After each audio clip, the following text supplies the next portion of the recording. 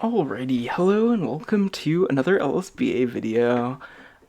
So there's a new reaction video trend sweeping through the LSBA this year. So I'll get to the crux of it first. So one of our content creators in the league, pictured here, Rashe, coach of the Potown Polypoles, had a really good idea actually to record a video of himself watching all of the week 1 battles in the league. And I think that's actually a really great idea. It's a good way to capture all of the videos from people who, aren't content creators in the league. And so this way we can, get the whole season recorded and uploaded to YouTube, which is pretty cool. So I think that's a really good idea, and I'm wanting to make my own version of that actually. We'll see as we go through this video that he only watched the four battles, not including his, since he'd done a live commentary on his own battle. When I do my version of it, I think I'm going to watch all 5 from each week, just so that I can, look back on my own fight retrospectively, and also just have them all kind of combined into one package, which is easy to look at and digest.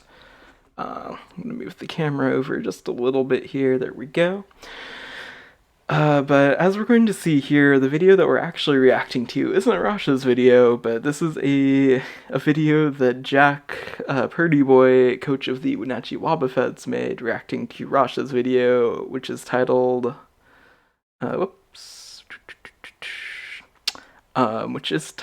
Reacting to Rashe Reacting to Week 1 Videos. And so the title of this video, I'm going to partake in the meme. This is going to be reacting to Jack reacting to Rashe reacting to Week 1 Videos, is the video that I'm about to make. So without further ado, let me make sure that all of the settings are in order. We should be good to go. So let's take a look at what Jack's got to say. What's going on, guys? This is Jack, and I can't let Rashe up me up like this. He's putting out too much content, so I gotta beat him to the punch here. See, I have the same exact feelings. Jack is trying to make a statement by following up in Rasha's footsteps, but where does that leave me if I don't also do a reaction video, right? So here we go, here we go. So what I'm gonna be doing is I'm gonna be reacting to him reacting to last week's battles. And in turn, I'm going to be reacting to him, reacting to him, reacting to last week's battles. So I suppose, without further ado, let's just get into the video.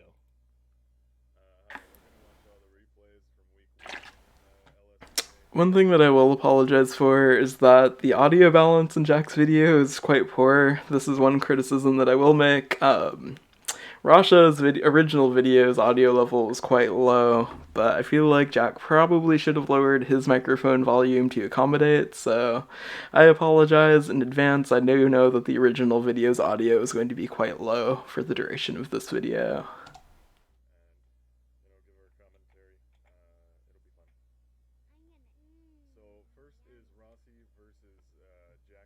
Alright, so right away he's starting off on a high note, which, I mean, poor content right here, because he's starting off with the best battle of last week. I don't know, man. And so, he's starting off his video on a high note, and it can only go downhill from here, really. I mean, how can you one-up last week's battle, me facing Rashe? I mean, you just can't. That seems like a lot of personal bias. I don't know. That seems very biased. But that's okay. Oh yeah, you gotta watch that volume there. Yeah, Showdown's battle volume is quite loud. Don't let that music get too. It was definitely a jump scare in the original video. I even left a comment as such, like, "Oh, watch out for the jump scare at 26 seconds" or whatever. Too loud. Wait 2 minutes around, see if anyone comes in. Same. Hello, it is I. Quick question: why'd you have to bring Kieran? Like, you could have brought something else. He files my taxes. Sorry, Jack. I got a root for Rashe. All right, he's gonna read through the commentary, pre-game commentary. Nice. Heck yeah, pregame commentary.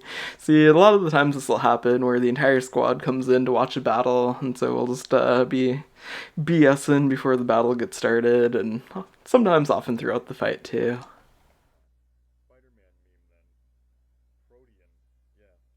favor would go to Jack then, because you have one of my least favorite Pokemon next to your Ice type, Chansey. Chansey is one of my least favorite Pokemon. I chose to be an Ice type because Greninja can change its type. Yes, it can. That is very true. Greninja can change its type. Yeah, Greninja's a menace, honestly. I can't believe that we have completely unchanged Greninja in the league this year. Can run Protein or Battle Bond. Totally crazy. Imagine Ice Beam Protean against the Landorus team. What a throw that would be. Here we go. No, there's no involvement. We're just watching. Okay, he leads with Fake Out. I personally don't think Fake Out is a very good attack most of the time. Huh. All right. So he doesn't think Fake Out is a very good attack most of the time. Um, I'm interested to hear his reasoning there. Same, same. So he just thinks any other move other than Fake Out. I'd have to partially agree there. If you expect a switch, Fake Out is 100% the best play. But if you don't expect a switch and you expect the Pokemon that you're facing to stay in, I mean it's free damage. Fake Out breaks Focus Ashes and Sturdy, and it's just free damage. Like, if you expect a switch, then Fake Out is kind of pointless. But if you expect the other thing to stay in, then I mean, who would turn down just free chip damage? See, and here are my thoughts on it. I feel like I don't even partially agree with that statement just because I don't know. This again seems like a biased point, right? Looking at the types of Pokemon that Rashe is running, especially this season, Fake Out probably seems not very impressive to him because when you're running bulky Pokemon, so what if you do a little bit of damage and flinch them? Like Rasha says in his commentary, it's basically the same amount of damage that like Leftovers recovers against a really bulky Pokemon. But against the types of things that you want to be hitting with Fake Out, which are usually more offensive threats, it literally is just free damage. You get a flinch. And with something like Lopunny, especially, which is a scrappy Fake Outer, so it can even fake ghosts out. I mean, it's not necessarily an auto include, but see, Jack was commenting on whether or not you'd use Fake Out, if you expect the opponent to switch or not. And if you do think that they're going to switch, then using a different move is good. I mean, that's definitely agree there. But I feel like Rasha was talking more about running the move Fake Out in general. And on that point, I disagree. I think that Fake Out definitely has merits, especially on something like Lopunny. But that's just my 2 cents. There's the Sticky Web that's probably good. It's useful against 4 of them. Definitely important. Sticky Web is useful against 4 of them, so Heck yeah, living that best Sticky Web life. I don't think he was careful enough with his Pokemon. You're supposed to be have the friendship. You do have to have the friendship. That is very true. If you don't It's have very important you remain friends with your Pokemon. if you don't have the friendship, are you really living your best life? Yes, I'm in agreement with everybody here. Friendship is important. Well, I was intimidated. To be fair, come on. That sounds like excuses, Jack. I think you should have just gone for it anyways. Don't go disrespect my Zarude now. High risk, high reward, Jack. You gotta get with the program. Come on now. Intimidate is for losers. I do agree there. Landorus still had use, even though it was still only at 7%. Poor Lando, it didn't deserve that. Jack's been making a lot of jokes about his apple pie Pokemon. Jokes? How he has They aren't jokes. This is serious, okay? I don't know. Apple pie is delicious. It is not a joke. That apple pie is pretty funny. Pretty funny. Pretty punny, not gonna lie. I don't know if it's actually punny. But, I mean, it was even store-bought in this matchup. Like, if you're gonna bring apple pie, you at least have to make it yourself. Come on now, Jack. You even got the oven and everything. Is he? Ooh. Honestly, though, really? Like, this was announced years ago. When are we getting Float Eternal?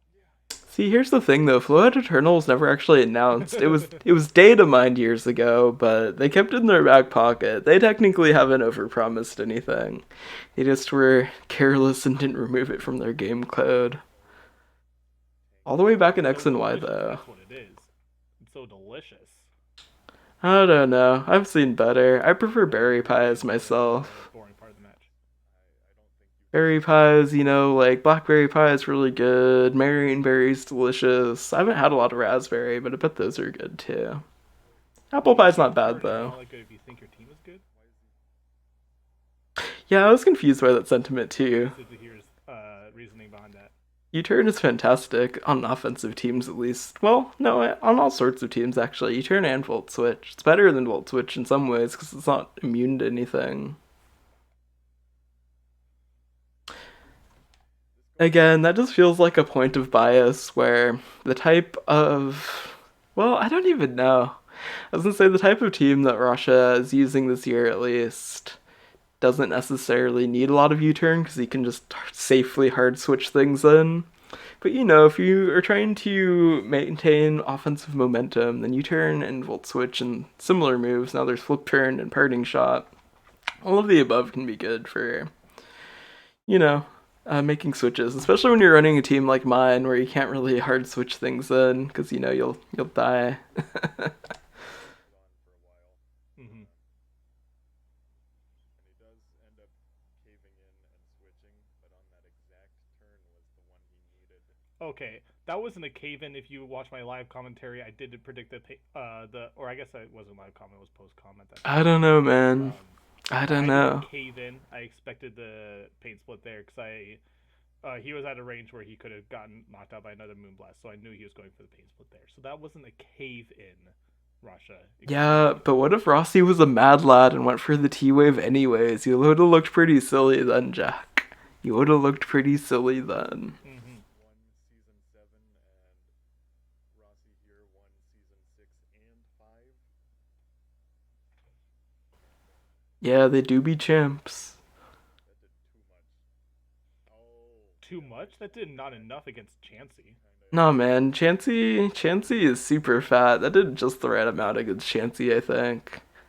You have to keep in mind, even though Chansey has low physical defense, with EV Light and all that HP, it can tank physical hits pretty well, actually. Faked out. I was afraid of anything. Boy, I was at my.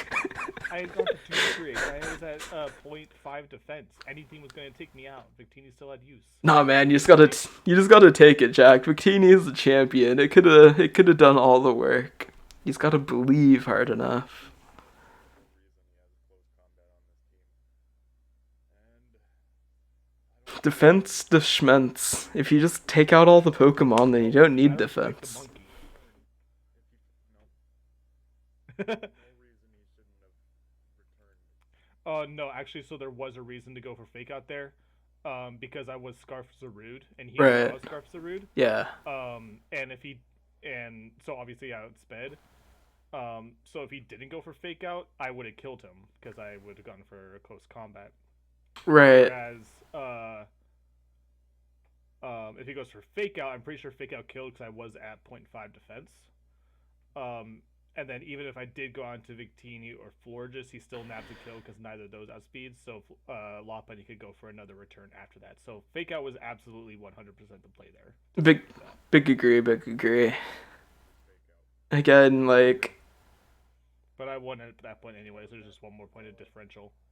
And then yeah, fake out definitely has its uses. Like, you have to I realize mean, it's maybe not as good in singles as in doubles, for example. It's a really popular move in VGC, but it definitely has its uses on certain mons in singles. Zarude came And in especially on Mega Lopunny, it's one of the best users of fake out. for my team, and Mm-hmm. it I'm really so glad I kept Zarude. It's been putting in work. It's got a really fancy scarf too. Zarude's looking very fabulous and stylish with its pinkish magenta scarf there. I was really surprised when this first battle happened. It's like, oh dang, that boy has a fancy scarf. Let's go. so that's round 1. Mm-hmm. And here's the other battle. Okay, so here's my fight. Straight up friends in real life. And then they Worst start enemies, more like. No, me and Rodney, we're best bros. That's accurate. even with fake out. It did more damage to his Weavile than it did to Okay, it's true that Fake Out did do more damage to Weavile than Terrakion, but it's the lead Terrakion. If it's I didn't want Stealth Rocks to go up. I was gonna throw Stealth Rocks up, and I had no hazard removal.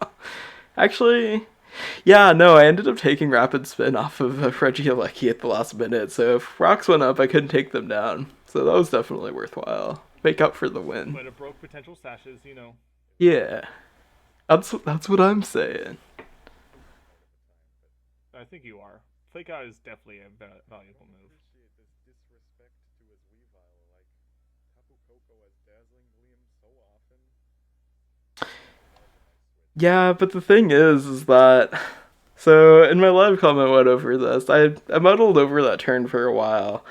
I determined that at that point Weavile was unnecessary to beat the rest of the team because I still had Focus Sash and Tactor Bombi for something like Superior. And again, my team doesn't have any defense, so it's not like I can just hard switch into something to take a hit, especially against Electric type. My only defensive mon was Water. So I was just gonna get some damage off and sack the Weavile, but since it was the screens variant, I was good to stay in for knockoff and then a hard switch. They probably know each other and are gonna do really well. Yeah, this is I like mean, yeah, they've been battling each other for forever, so they know each other's styles. 400 IQ. That sucked. I watched this earlier. But that light screen, look at how much different that's made. But if it didn't miss, you would have won. Yeah, that leaf storm miss was actually That really was rough. probably See, at that point, I mean, okay, no, there's no denying that the Leaf Storm miss was rough. I don't think he would have necessarily won one there, though. I still had six Pokemon left, even if Nidoking went down at that point. It would have made a big difference. I definitely agree, but I think between Ribombee and the rest of my Pokemon, we would have been good to go. Because again, that's another thing. Since I was able to preserve Weavile, um, I still had the ability to come in, fake out. I had Shard, I had Sash, Bug Buzz. There were options. There were options. Metacham had fake out as well. Yeah. switched into my Rabombi. Why into Or Rabombi? would I? I don't know. I Maybe I wouldn't have should. swapped into Rabombi now. Yeah, Ribombee can't take a There hit. wasn't much point in that. Too much. Yeah, that's the whole thing with Rashe's commentary throughout those battles, and he keeps talking as though any of my Pokemon can actually take a hit. Spoiler alert, they could not. So hard switching into anything is basically a extremely risky proposition, and not something that I try to do as often as possible. Since Milotic resists fire and wind. Milotic? Nice. You mean melodic? I actually don't know the pronunciation of that. How do I say it, Milotic? Yeah, I think I say it like that too. He volt switches into Weavile. Nope, he doesn't. No, you can't Volt Switch into Weavile to take a hit. This Icicle Spear probably would have killed Weavile. Look at how much damage it does to Why max would you go defense into Weavile? Milotic. Melodic tanks all the time, all day, every day. Okay, I guess it was only two hits, and Milotic took it pretty well, but even so. Oh, he got the flinch. That boy do be flinching. I mean, 30% chance. Nice. Like, that's a 1 in 3 chance. Flinches. That second flinch is significant, though. Is it gonna be three? Nope. Nope. He just Recover, let's go. it. Those two flinches meant nothing. Alex doing defensive stuff for the first time ever. I mean, yeah, melodic is melodic. It Toxic just takes stalling the damage. experience. Except Dragon Claws, apparently. Nice. But Yeah, melodic could go down there. he was probably banded. I didn't know why he didn't expect a band and switch into his Rabombi. Yeah, I agree. It was definitely banded Kirim. There's no way non-band does that much to melodic. So Rabombi was a free switch in there, but also at the same time, you didn't really need melodic anymore. Um, Blastoise is on a timer, and you still have Regieleki to take that thing out. Um, and you have multiple answers that could come in and threaten Kirim, like Metacham, Rabombi, Weavile with low kick. So I could see either play. Rabombi would have been the switch in if you want to preserve differential, but it's also the slightly riskier play. You risk losing momentum, whereas if you just sack melodic, you get something in for free. So pros and cons to both. Yeah, so just to talk on that point, I will say that after watching some of Jack's battles this season, I've noticed that he's a lot more thorough, and probably Rasha is too, about like calking to figure out exact like EV spreads and or move or EV spreads and like potential choice items. Um, Depending on defensive hits. That's one thing that I probably should get into a better habit of. The reason why I didn't even consider the fact that the Kirim was banded there is because I didn't actually run the damage calc there. Like, I pretty much only run calcs personally to figure out if things will die when I hit them. And so this is one of the risks associated with being a hyper offensive player is that I very rarely think in defensive terms like that. So the idea to check to see if the Kirim was banded or not didn't even occur to me. For all I knew, that was just like a I don't know. I don't know what item I thought it was in the moment, but yeah, I didn't want to switch Rabambia in case it switched up its moves randomly and broke my stash basically. He's doing really well. He's doing really, I mean, I really well. 4-0 is I was also worried. I do remember being worried that it was scarfed, and so I guess even if it was scarfed, that still would have been a safe switch in. But whatever. I'll take the 4-0. It's fine. That's such an adorable little bee, and it did I everything. mean, it's the bus. It's the struggle bus. It destroys everything in its path. What are you The talking about? bus. This is gonna be super short. I've seen it. I don't think Taco's nickname is appropriate for children. I think we should turn this battle off. He transformed. That's a good point because Russia's videos, the text at the bottom of the video is always like give kids fun things to do and fun things to say, but many of Taco's nicknames are not fun things to do nor fun things to say for kids. Oh, actually, this was spicy. I really liked the huge powder Rodriguez. That was pretty cool. Yeah, this is one of the coolest strats of the first week for sure. I really like this battle a lot too. And that is from its ability. My favorite part was this comment in the chat by Taco though. What even is this thing? He doesn't have a good recovery on it, but No. he should add pain split or something. I don't know. I don't even know if does Rodriguez get pain split. I know Gofagrigus does, so but I don't know if that. No clue. Once again, I'm not super familiar with healing moves since I use them pretty rarely, so I could not tell you, unfortunately. He's getting the mock control. No, I think he has a choice scarf too, or choice. I mean, he's obviously choice guard. He outsped Darmanitan. Heracross is just out here doing its best. And he just The gets opposing team has been juiced. crazy. And Boop. oh my gosh, Um. that choice scarf ended up costing him the game. So Well, I think costing him the game was going into Heatran instead of Ferrothorn for some reason. Because he outsped Darmanitan, so you obviously knew it was Scarf. So why would you go into Heatran on a Scarfed Heracross that's locked into Earthquake? And I believe at the time it was only like neutral or +1. Instead of going into Ferrothorn that could tank the hit and go for potentially I don't know what Ferrothorn had, Gyro Ball or something.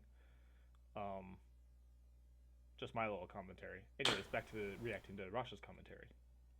Even so, I feel like Jacob had pretty good momentum at that point, because even if Ferrothorn came in, I don't know, we would have to see how it played out, but he could have pretty safely swapped full Corona or something in. I think Jacob probably still had Taco on the ropes for that fight. one reason Rodney is known for always having a rain team, but Rodney Rain. David wanted to have a rain team this year too, Yeah. and it kind of Heresy, I know. 2 rain teams. So much rain. oh my gosh, he needed that Zerabro run. Yeah, Zeraora was pretty clutch against his team. It wasn't. It was. I wouldn't say needed, but it definitely put in work. Yeah, considering that He David still still. has the Zapdos, which can cover much of the same, many of the same bases. Considering that David still won by a hefty margin, I would say that Aurora definitely wasn't needed, unfortunately. Or perhaps fortunately, depending on which side of the battle you're looking at. All the screens, yep. So many screens. Wow, what the disrespect. Oh yeah, I think I recognize this team. He tried to burn him.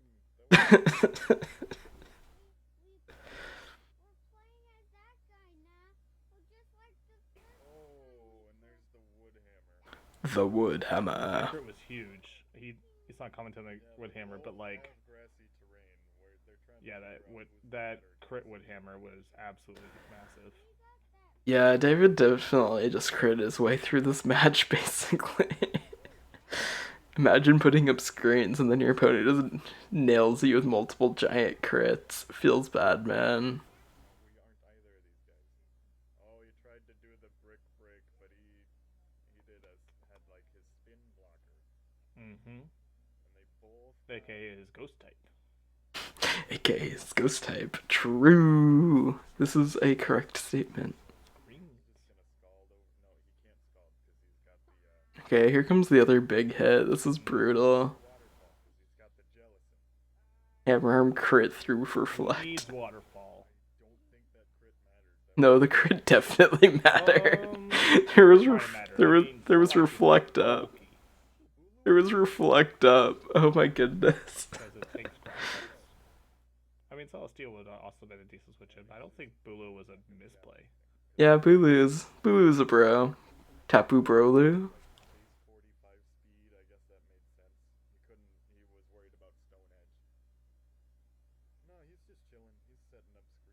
Chilling like a villain who just got out of prison.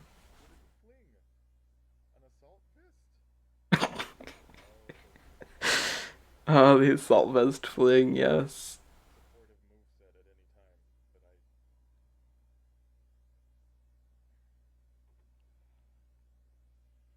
Things don't make sense to me on this team.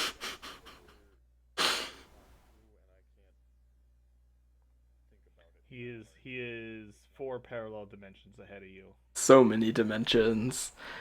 Hazard's totally next level. Let's go.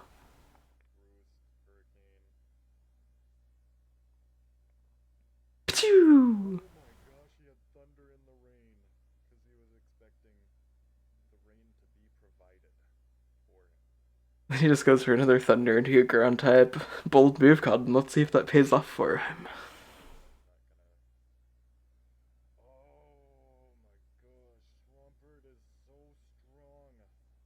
Swampert is super scary. I'm not looking forward to fighting that. I honestly don't know. I concur. I guess I kind of have Zarude. What do I have for Swampert? I don't have any grass types. But I don't know what I might do. Basically, I don't know. I gotta consider like counter weathering Swampert, I guess. I can beat it if it's not swift swimming, but if it is swift swimming, we're in a bad way.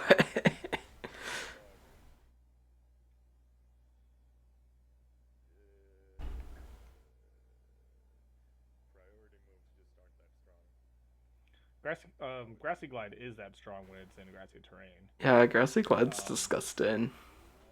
Problem is, he's also facing a Pelipper with a huge bulk. I mean, it's a Pelipper.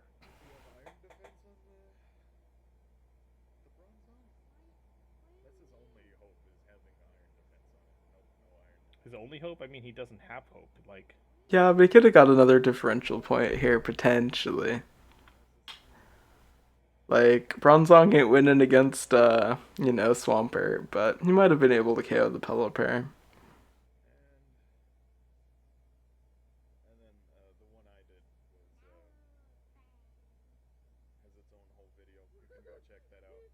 It do. You know, why don't you make me? Why don't you maybe go check it out? Come on, Jack. Be a team player. Go check out his video. Give him a thumbs up. Smash that like button. Hit the subscribe. Toggle the bell so you get his updates when he uploads a new video. You gotta be a supportive league team member, yo.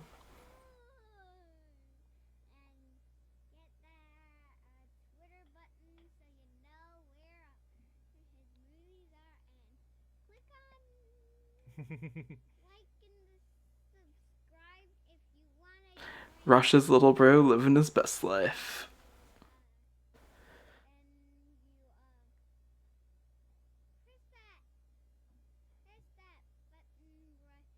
Hit that button, just hit all the buttons. Come on now. If there's a button, I need you to You know hit what? it.